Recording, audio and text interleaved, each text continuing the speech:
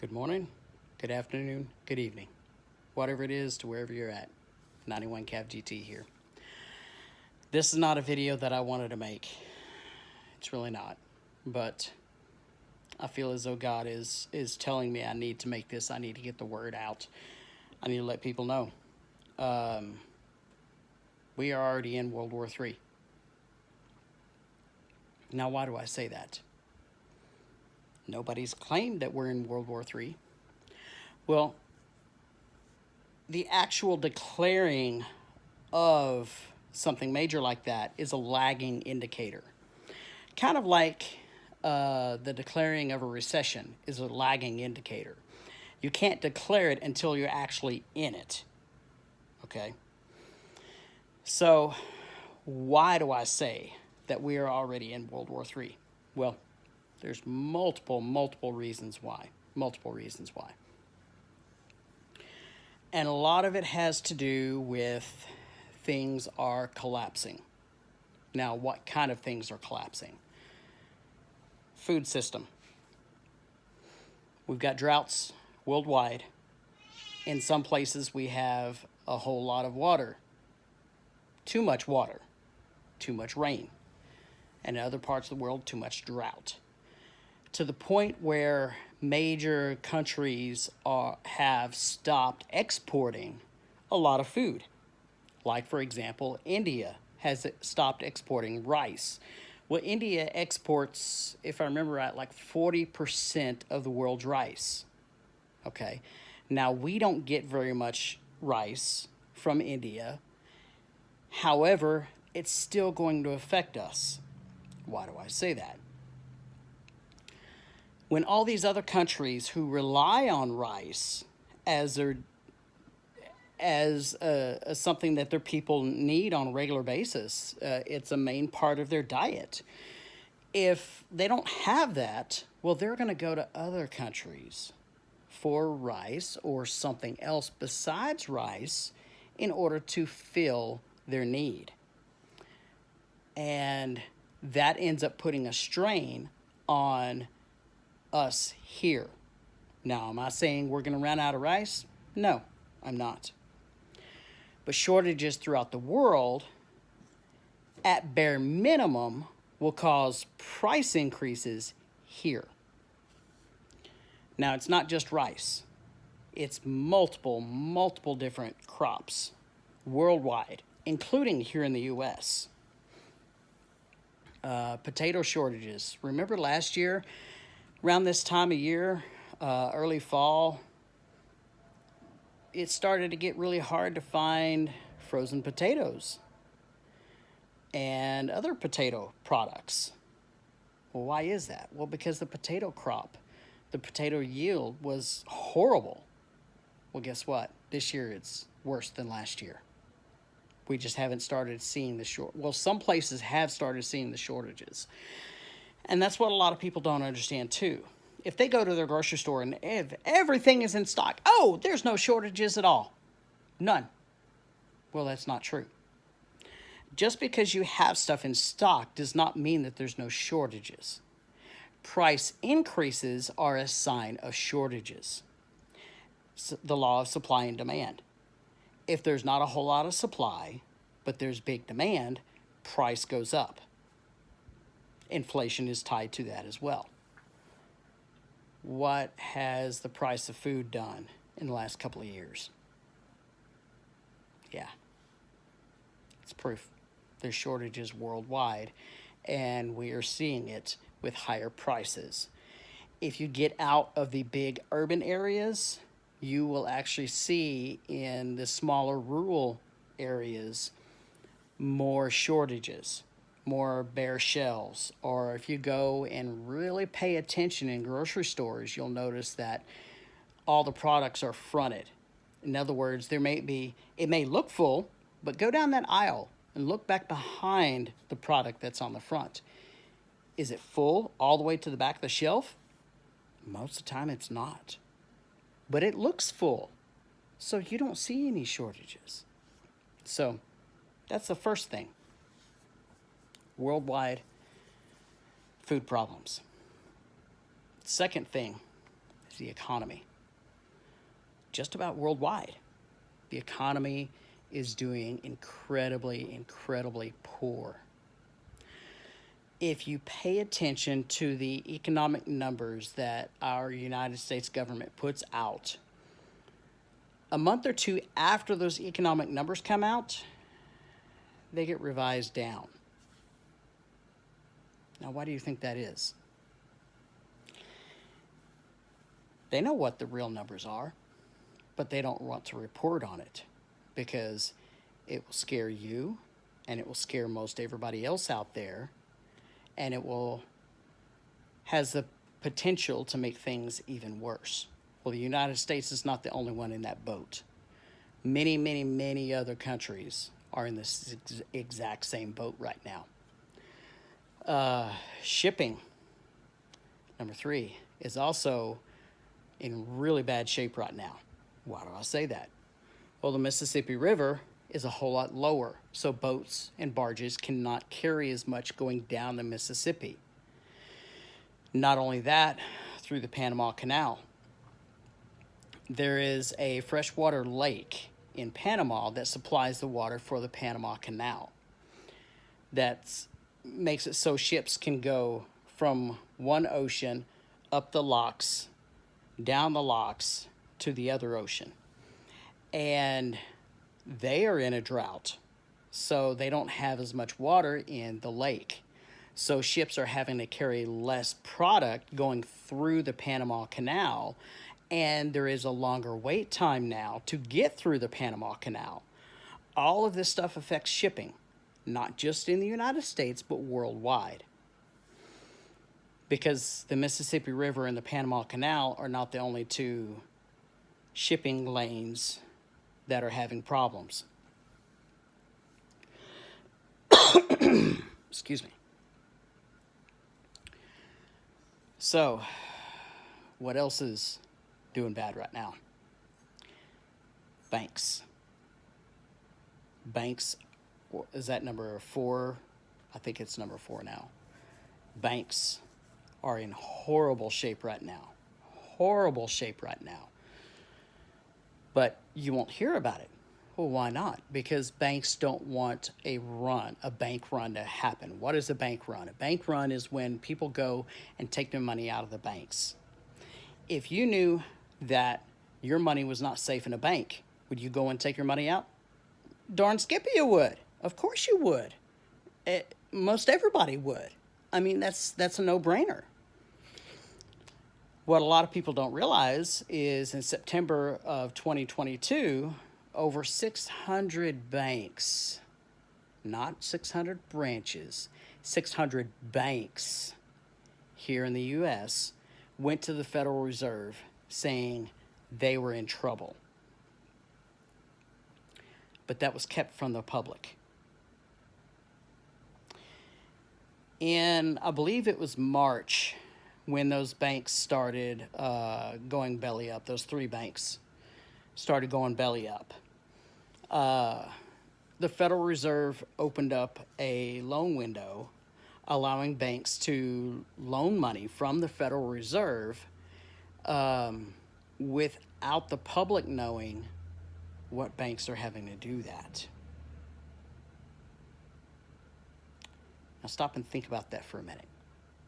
If our banking system is incredibly solid and stable, why would the Federal Reserve not allow the public to know what banks are in trouble? Because the banking system is in trouble. That's why. Oh, what else is there? There's so many things. Our on-time delivery system is still messed up, still reeling from all the lockdowns. Well, not only that, but from all of the countries stopping shipping to other countries. Our just-in-time delivery system is in shambles right now. There's some products that we are having a very, very, very hard time getting.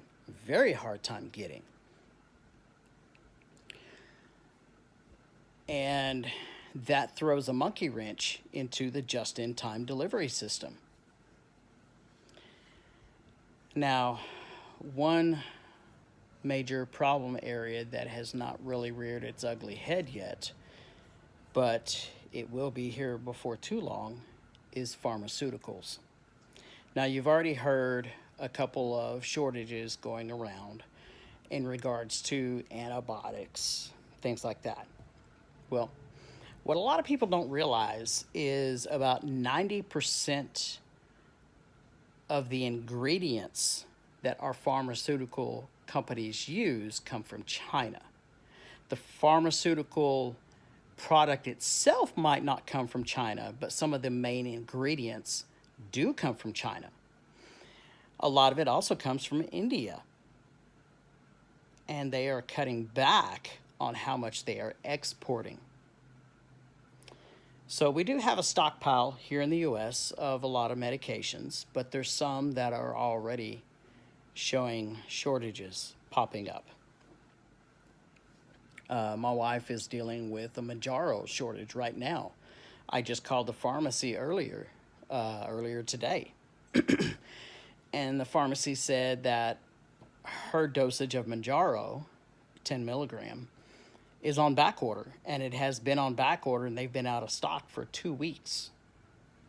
Now, this is not CVS or Walgreens pharmacy or Walmart pharmacy.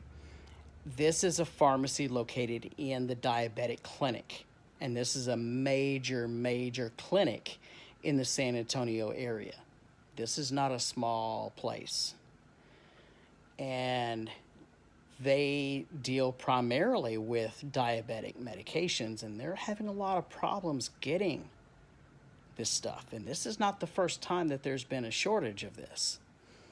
Now, granted, there's been a lot of more people being put onto this Mounjaro, and so that increases the demand. But when there's not enough made to go around, you're going to have shortages. It's just a given. So how does all of this affect or tie into World War III? Well, that's not the only stuff.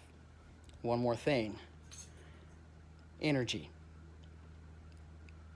Be it coal, be it natural gas, be it propane, be it gasoline, be it diesel. OPEC nations, as well as Russia, have cut back production. Oh, fine, we just drill more here, right? No. We are at the smallest number of leases the government gives out. And I believe that report said it was like 30 years, something like that. Our strategic petroleum reserve is also at a 20 or 30 year low. The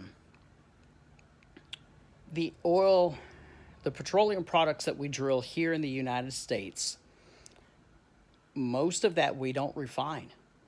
We ship it overseas for other countries to refine it. And we take the oil that countries drill from overseas and re-refine it here. That's because the oil that we drill here is very easy to refine. The oil that is drilled overseas, now this is a general statement and there are exceptions to the rule, but generally speaking, the oil that is drilled from overseas is a lot harder to refine, and we refine that here. So we don't really refine a whole lot of the oil and gas stuff that we drill here in the United States. So we are still dependent on other countries for our oil and gas. Not to mention that the number of leases have decreased that we can drill. And there's multiple countries that have cut back on their exports and on their drilling. So that's only going to make prices increase here. Now, I'm not saying we're going to do without. I'm not saying gas stations are not going to have gas. What I am saying is prices are going to go up. Meanwhile, all the stuff is going on, the Federal Reserve is still planning on increasing the interest rates even more this year.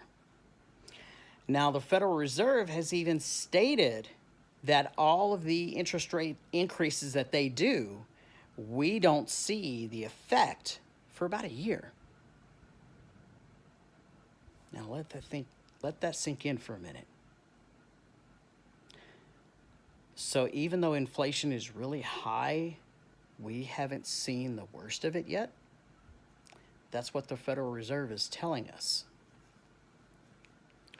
So why does all of this mean that we're already in World War III? War is an economy. Many countries throughout history, and I'm not just talking about recent history either, they go to war whenever things get bad, when their economy gets bad. Well, we've got multiple problems going on right now. Multiple problems going on right now. Not to mention a continued escalation going on in Ukraine. At the very beginning of the Russia-Ukraine conflict, we were told by our administration here in the United States, we will not send tanks over there. That will be an escalation too far. We will not send jets over there. That will be an escalation too far. We will not send long-range missiles over there. That would be an escalation too far. But yet we've done every one. We have. China is currently threatening to take back Taiwan. No, let me take that back. They're not threatening, they're promising. China has stated they will take Taiwan back. It's not a matter of if, it's a matter of when.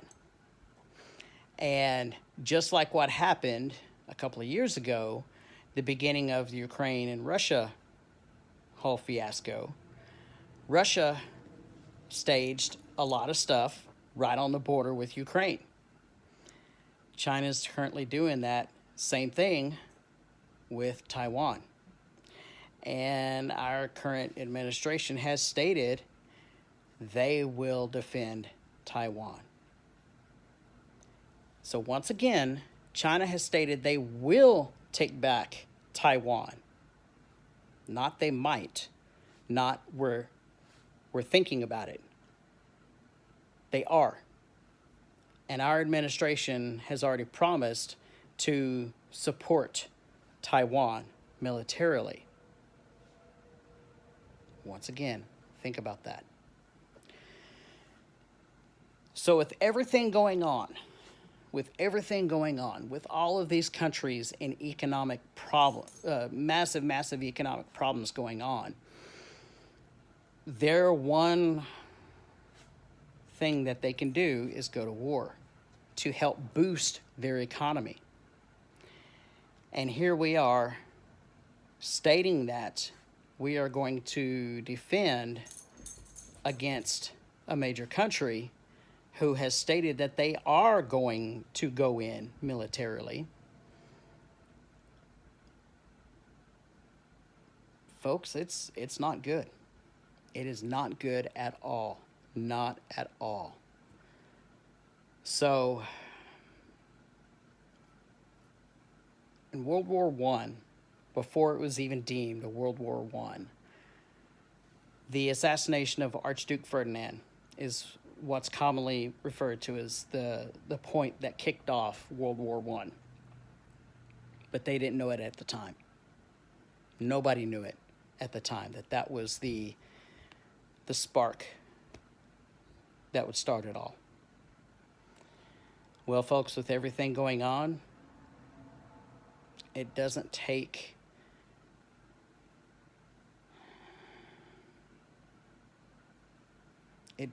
somebody who studies all of this stuff to be able to tell you this is what's happening. We are in World War III right now. It just has not been officially declared. 2, 3, 4, 5 years down the road, we will be able to look back and see that was the point. That was the trigger that started it all. Now, I'm not telling you all this to get you depressed, to get you upset. I'm telling you this to make it so you have time. I don't know how much time, but you still have time to get ready, to try to prepare as much as you can, to get some basic food staples, to secure water, to make it so that you can have water. What's the point of having food if you don't have water? You can live for 3 weeks without food, but you can only live 3 days without water. Folks, there's a lot that you can do right now.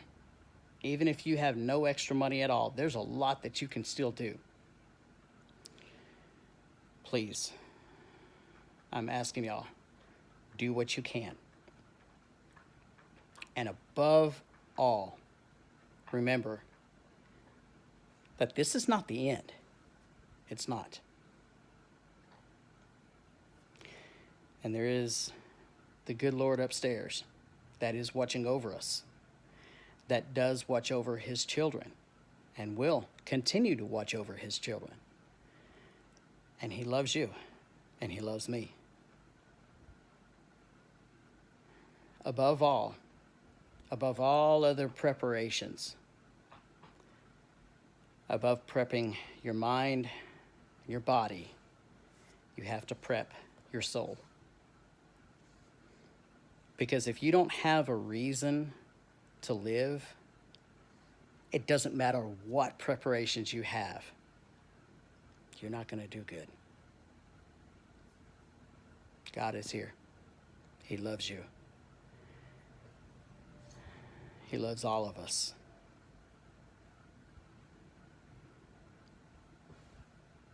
So, I'm just trying to inform you guys. Prep, pray, and prepare for what is to come. God bless y'all. I love y'all. Y'all have a good day. We'll see you in the next video.